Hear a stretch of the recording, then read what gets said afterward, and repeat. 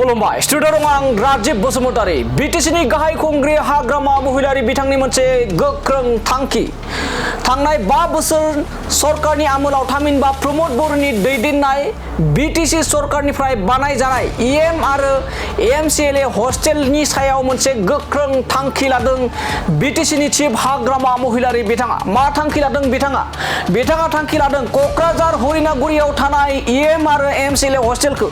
Kokrajhar medical college Kokrajhar मुलुगसोलोंसालि आरो बड'लेण्ड मुलुगसोलोंसालिनि स्टाफ दोननायाव बाहायनाय जासिगोन होननानै बे समाव बाथ्रा बुंथिदों बिटिसिनि गाहाय खुंगिरि थामहिनबा CM हाग्रामा महिलारि बिथाङा बे समाव मैखोम आघात होनना बुंनांगोन थांनाय 5 बोसोराव गोबां नाजानायनि गेजेरजों प्रमोद बर'नि दैदेननाय आमोलनि सरकाराव MCLA एबा EM फोरनि थाखाय बेबायदि सुबिदा हस्टेल खालामना होनाय जादोंमोन नाथाय बे बाराव प्रमोद बर'नि आमोलाव जा थांखिजों बे बिल्डिंखौ क'क्राझार सहरनि जा बावखुंग्रि हाजोनि साखाथियावहा लुनाय जादोंमोन EM आरो MCLA फोरनि हस्टेलनि थाखाय दा बे हस्टेलखौ EM आरो MCLA फोरनि थाखाय बाहायनाय जाला बेखौ बाहायगोन क'क्राझार हरिनागुरियाव थानाय EM आरो MCLA हस्टेलखौ बाहायगोन मेडिकेल कलेजनि आरो क'क्राझार मुलुगसोलोंसालि आरो बड'लेण्ड मुलुगसोलोंसालिफोरनि स्टाफ थाग्रासो बेखौ बानायनाय जासिगोन थारैनो आथिखालनि बिटिसिनि गाहाय खुंग्रि हाग्रामा महिलारि बिथाङा प्रमोद बर'नि आमोलाव जाबायदि थांखिजों जा साननानै बिल्डिं बानायदोंमोन बे बिल्डिंखौ जुदि स्टाफ थाग्रा गुबुन सरकारि स्टाफ थाग्रा बानायब्ला बे समाव मा फोरमायगोन थारैनो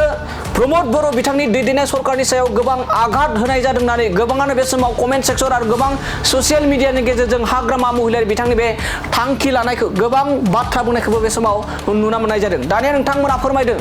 प्रमोद बर' आमोलाव एबा थांनाय 5 बोसोरनि सरकारनि आमोलाव साफ्रोमबो EM आरो MCLA फोरनि सुबिदानि थाखाय क'क्राझार हरिनागुरि थामहिनबा बावखुंग्रिनि साखाथियाव थानाय जा EM आरो MCLA फोरनि हस्टेल बे हस्टेलखौ EM MCLA नि हस्टेलखौ एबा हस्टेल खालामालासेनो क'क्राझार मेडिकेल कलेज बड'लेण्ड मुलुगसोलोंसालि आरो क'क्राझार मुलुगसोलोंसालिनि स्टाफ थाग्रासो खथा खालामनाय जासिगोन होननानै थांखि लानायखौ नोंथांमोना मा फोरमायगोन आरो मैं কৈছো क'क्राझार इउनिभार्सिटी बा बड'लेण्ड इउनिभार्सिटी बा मेडिकेल कलेजर स्टाफ সকলৰ কিছু যদি থাকাৰ কাৰণে যদি প্ৰব্লেম হৈছে সেইটো আমি আপাতত এই প্ৰমোদ বড়ো চৰকাৰৰ দিনত সেই হৰিনাগুৰি পালে যেটো ডাঙৰ বিল্ডিং বনাইছে সেই বিল্ডিঙত থাকিবৰ কাৰণে আমি কাউন্সিলে প্ৰভাইড কৰিব পাৰিব বুলি মই কৈছো ইয়াতেতো কোনো MCLA EM নাথাকে নিজেও থাকা নাই ইহঁতে নিজেও থাকা নাই এতিয়া এনে পৰি আছে সেইবিলাক বিল্ডিং যাতে ইউজ হয় আপাতত যেহেতু সেইটো আমাৰ কাউন্সিলৰ কাৰণে ইউজেবল নহব গোটেই ষ্টাফ বা EM বা MCLA সকলৰ যেটো হস্টেল থাকাৰ ব্যৱস্থা